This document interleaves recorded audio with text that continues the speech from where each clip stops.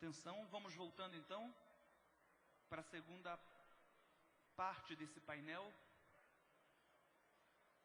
E alguém perdeu esse celular ontem, lá no anfiteatro, à noite. Caso você conheça ou seja o dono, procura aqui, por favor, com a professora Lígia, que está aqui na frente, esse celular. O celular Samsung foi perdido ontem no anfiteatro, lá atrás, do campus, à noite. Vocês sabem quem perdeu, procura aqui, por favor, na frente do palco. Então vamos tomando os nossos lugares, acalmando um pouco, para retornarmos então para o segundo momento do nosso painel.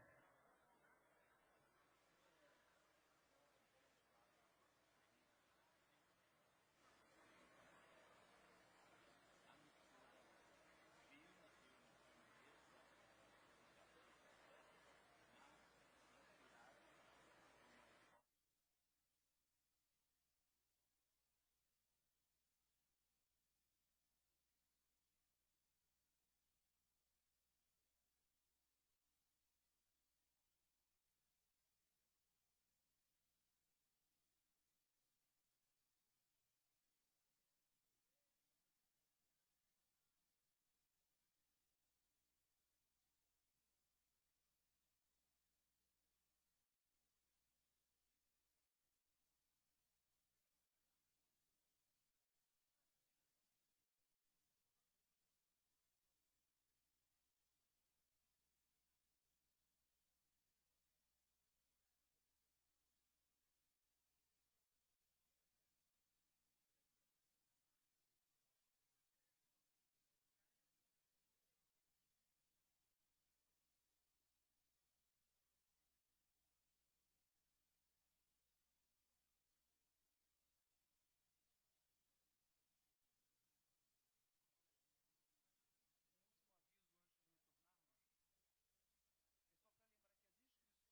hoje se encerram ao meio-dia na Secretaria do Multicom, lá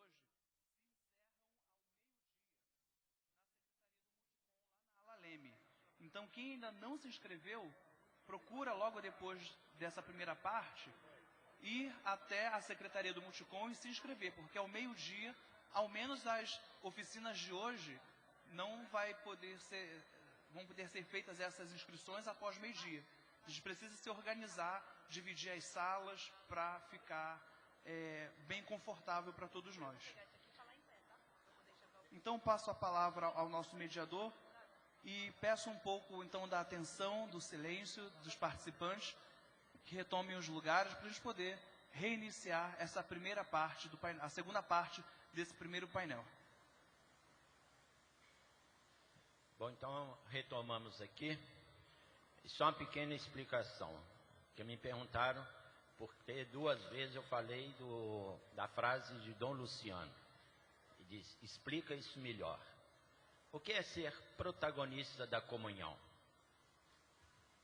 É exatamente se posicionar contra esse individualismo feroz que marca a atual sociedade. O que é comunhão? Está aberto ao diálogo, está aberto à diferença. A comunhão é isso. Comunhão não é igualdade. Todo mundo vestindo a mesma roupa. Não, comunhão, apesar das diversidades, das diferenças, etc, etc, etc, podemos comungar. Podemos caminhar juntos. Então, acho que ficou explicado, não? Os protagonistas da comunhão. E passamos a palavra agora à professora Moira, da Fundação Álvares Penteado de São Paulo, professora de cinema. Moira.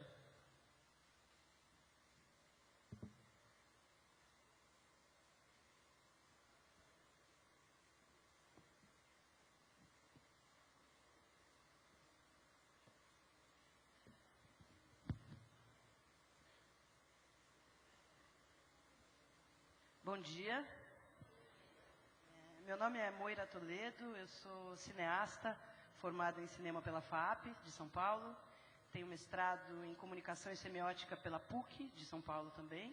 E um doutorado em cinema e comunicação na Universidade de São Paulo, a USP. Acredito que fui convidada aqui pelo professor Miguel Um pouco pela minha formação na área de cinema e tenho possibilidade de versar sobre esse assunto do documentário da ficção, mas acho que também, especialmente, devido à minha experiência de mais de 10 anos de atuação na área da educação audiovisual popular, que a gente costuma chamar assim, né, as atividades que são realizadas no Brasil, envolvendo o ensino de cinema para jovens de comunidades de baixa renda. Eu vou contar rapidamente a minha história para vocês, só para vocês situarem um pouco os dados que eu vou passar para vocês em sequência. Eu comecei a trabalhar com educação audiovisual popular no começo dos anos 2000, dando uma oficina de cinema em película numa escola pública da Zona Norte de São Paulo. E foi uma oficina que mudou toda a minha vida, porque até então eu produzia cinema, fazia filmes, mas ao mesmo tempo retomou na minha vida a perspectiva da transformação. Achei muito interessante o que o Marcelo falou sobre o jornalista não poder mudar o mundo, né? Ele poder mudar a visão que a gente tem do mundo, para que daí as pessoas que podem de fato intervir nele de maneira que tem impacto possam saber para onde olhar, né? Colocar luz sobre os assuntos. E eu senti que eu, como cineasta, também poderia fazer uma coisa similar.